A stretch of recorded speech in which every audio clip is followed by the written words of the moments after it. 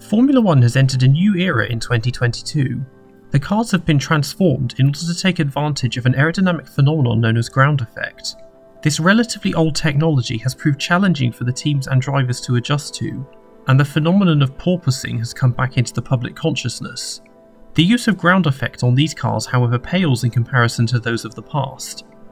Ground effect was used for the first time over 40 years ago, kickstarting the aerodynamic revolution in Formula 1.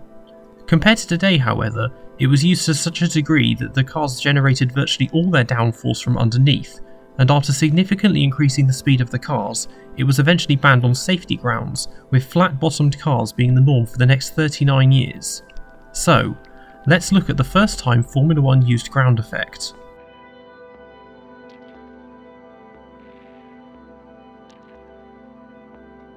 In the early years of Formula 1, car aerodynamics were of minimal consideration beyond streamlining the cars where possible. The cars had narrow tyres, very high ride heights and front-mounted engines, making them fast in a straight line but very heavy in the corners.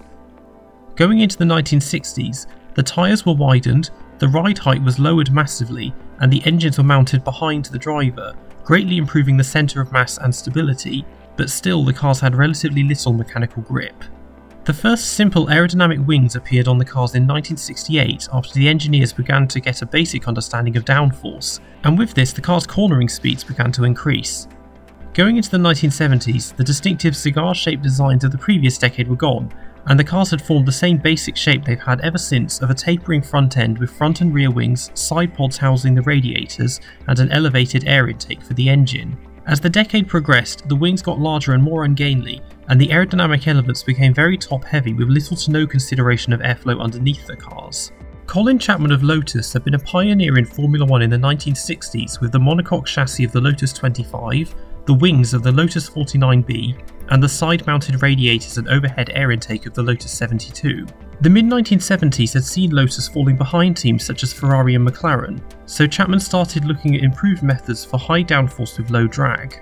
The cars of the time had oversized wings in order to get the desired downforce that created a lot of turbulent air, but Chapman realised that a far larger amount of downforce with minimal drag could be achieved by essentially fitting inverted airplane wings to the cars, having looked closely at the design of the de Havilland Mosquito from World War II. Lotus began working on preliminary designs in their wind tunnel, and quickly noticed that as the airspeed increased, the car sucked itself to the ground. When they added cardboard skirts to the wings, the car basically sealed itself to the ground.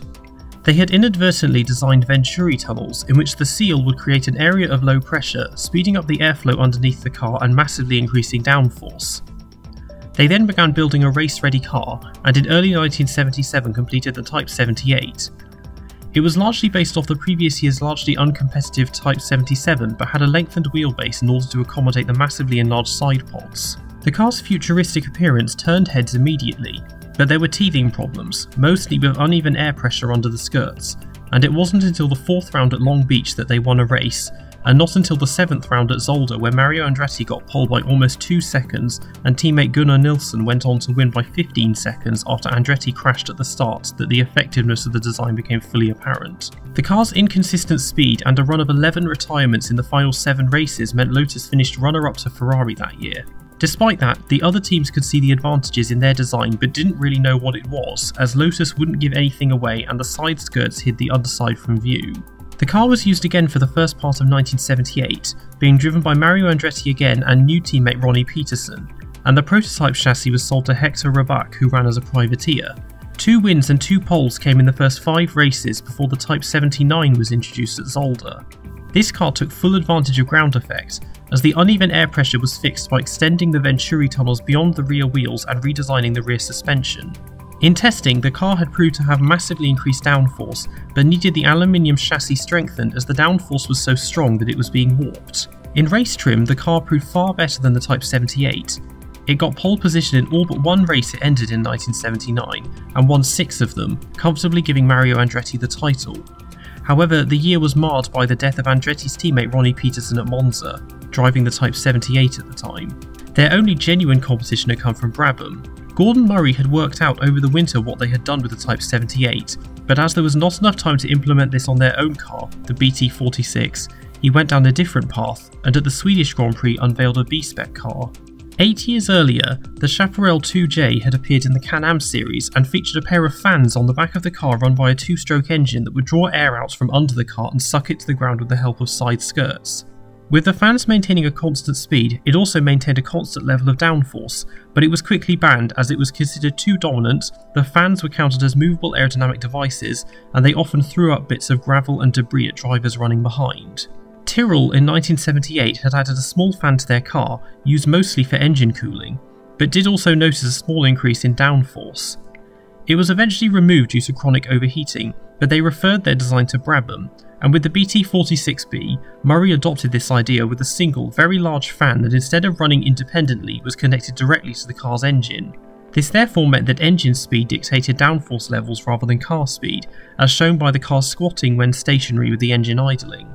Movable aerodynamic devices were also banned in Formula 1, but as the fan also cooled the engine, and Murray claimed this was its primary purpose, it was initially approved. In testing, Niki Lauda had to completely adjust his driving style, as up to this point drifting cars through corners was the fastest way of getting around the track, but the BT46B developed so much downforce that it drove like it was on rails, and he had to learn to accelerate through the corner, subjecting himself to massive G-forces in the process, and with this revelation quickly named it the best car he'd ever driven.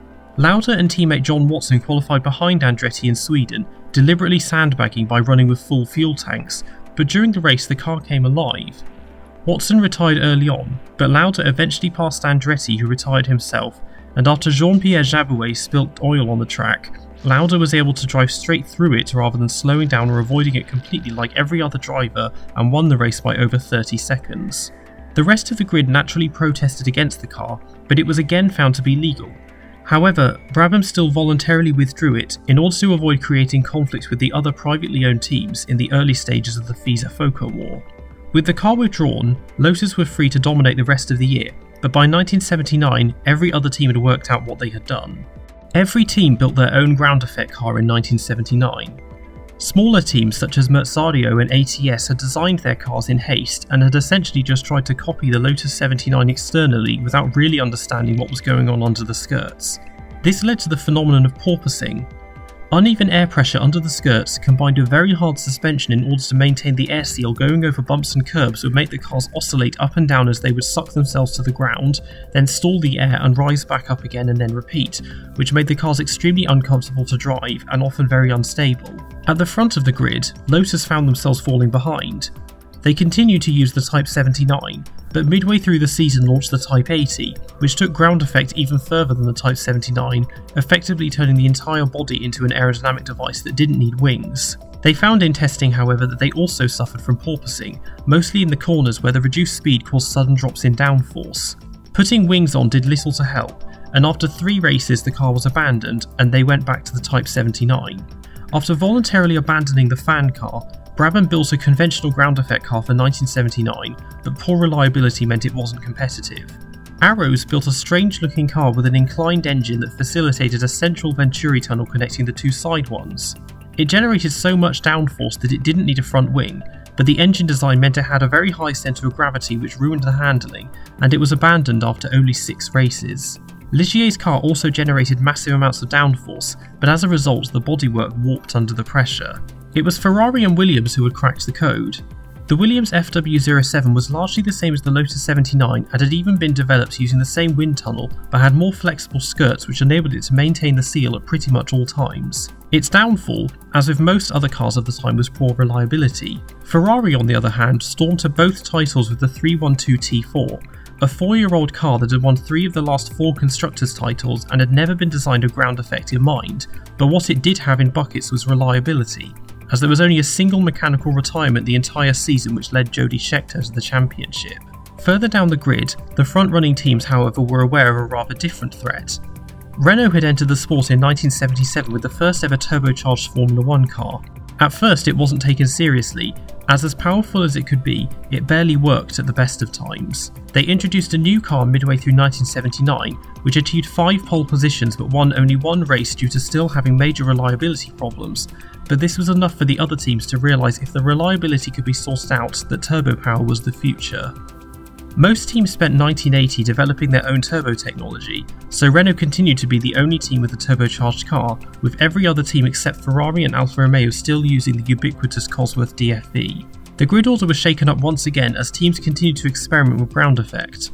Ferrari plummeted down the order with the 312 T5, which had a wide-set flat 12 boxer engine that lowered the centre of gravity but took valuable space needed for the Venturi tunnels, meaning they failed to win a single race and finished 10th in the Constructors' Championship. Basically all the teams had put flexible skirts on their cars in order to keep the seal at all times, but this came with problems of its own. The cars were now generating tremendous amounts of downforce that was testing the drivers and the cars physically. They also became very pitch sensitive, as the seal could abruptly break going over bumps or curbs, evaporating the downforce which caused big accidents. Ferrari's demise left Williams virtually unchallenged at the front, despite running the previous year's car with only minor modifications, giving Alan Jones the title. Brabham finally built a ground effect car that worked and successfully made a working design that didn't need a front wing. Nelson Piquet ran all year against Jones but eventually lost out, and due to Riccardo Zannino and Hector Rabac scoring only a single point between them, Brabham finished third behind Ligier.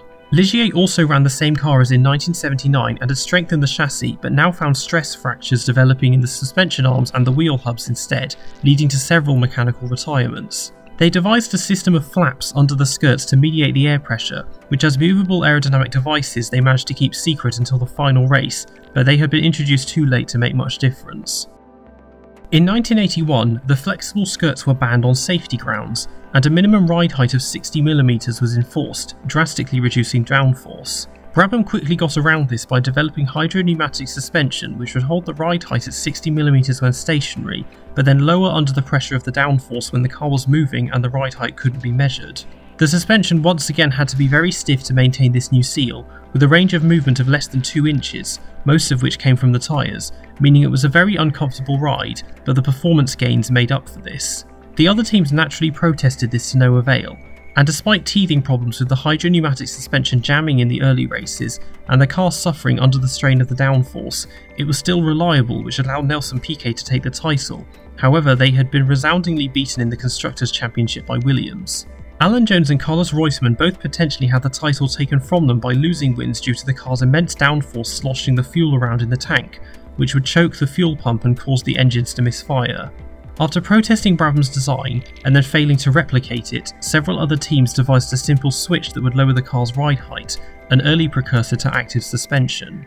After running a conventional but uncompetitive car in 1980, the original ground effect pioneers Lotus went for another radical design in 1981. The Lotus 88 became the first Formula 1 car to have a carbon fibre monocoque chassis, but more importantly, it had two of them. The external chassis contained the Venturi tunnels and skirts and acted as the aerodynamic device, and the internal chassis contained the driver's seat, engine and gearbox and was independently sprung, which meant the outer chassis could endure the pressures of the ground effect, but the driver had a far more comfortable ride. Elio De Angelis and Nigel Mansell both praised the car, and it was naturally protested by the other teams and then banned by the FIA as the inner chassis counted as a movable aerodynamic device, and it didn't see any track time beyond a couple of practice sessions. Lotus therefore ran the uninspired Type 87 and finished 7th in the Constructors' Championship. Renault made everyone listen once again with the turbocharged RE30. The car got 6 consecutive pole positions and 3 wins, proving the effectiveness of turbo power once again. Ferrari and Toleman both introduced turbocharged cars of their own, though Toleman only qualified for 2 races and Ferrari won 2, but like Renault were still suffering from reliability woes. Things began to change in 1982. Brabham joined Renault, Ferrari and Toleman in developing a turbocharged engine, but every other team except Alfa Romeo and Matra still used the aging Cosworth DFV. As well as Lotus, McLaren had built a carbon fibre car in 1981, and as they were allowed to race with it proved it was the way forward safety-wise after John Watson escaped unharmed from a major crash at Monza. So over the next few years the other teams transitioned from aluminium honeycomb to carbon fibre. Flexible skirts were brought back, which with them brought back the issues of porpoising and instability over bumps, which only worsened as the increased strength of carbon fibre allowed leeway for yet more downforce, meaning once again several teams ran without front wings. Turbocharged engines were beginning to become dominant, and so for the teams still running the Cosworth DFV to compete, they built the cars underweight and installed water tanks which they claimed were used for cooling. As the cars were weighed before and after the race, and oils or cooling liquids could be refilled before the weigh-in, they would simply fill the tanks up and then dump the water on the track as soon as they left the pit lane. There was no one team or driver that proved dominant in 1982. 11 different drivers and 7 different teams won a race, with no one driver winning more than 2. Keke Rosberg of Williams eventually took the driver's title, and Ferrari took the constructor's title, once and for all proving the superiority of turbo power, despite Gilles Villeneuve being killed in a crash early on and Didier Pironi being seriously injured in a later one, with them being replaced with Patrick Tambay and Mario Andretti respectively. It was a sordid year that also saw the death of Riccardo Paletti and a driver's strike in South Africa and a partial boycott in Imola as part of the FISA-FOCA war.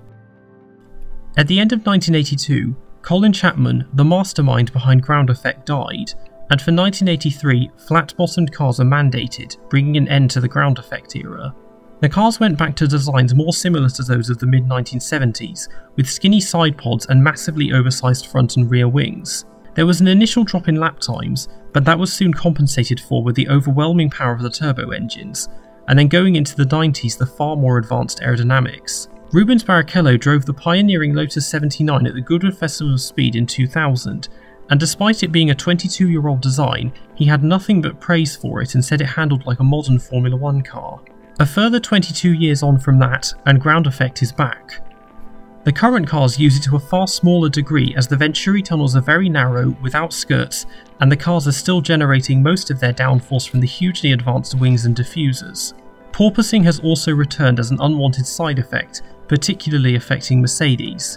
We're only a few races into what is a new venture for most F1 personnel, and there are numerous teething problems, so over time we shall no doubt see some ingenious new innovations, but I think the days of no wings and Coke bottle side pods are behind us. That's all for this video, thanks for watching. Don't forget to like, comment, share and subscribe. Follow me on Twitter and Instagram at Brook_F1, and I'll see you all next time.